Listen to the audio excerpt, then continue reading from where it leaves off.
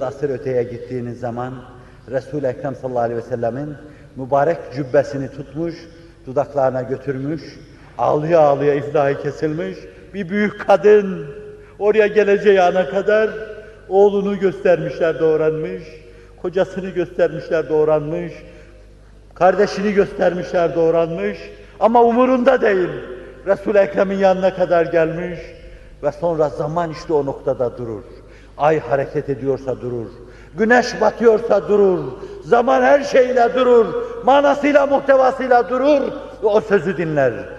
Kullu musibetin ba'de zâlike celal ya Resulallah. Bundan öte her musibet ehemmiyetsizdir ya Resulallah.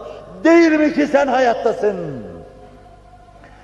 Sen hayatını ona vakfettiğin şeyler ayakta ise, uğrunda hırzı can ettiğin şeyler şayet duruyorsa, ilişilmemiş de, her şeyini feda etsen, fedakarlıkta bulunsan bile, kullu musibetin ba'de zâlike celal diyeceksin.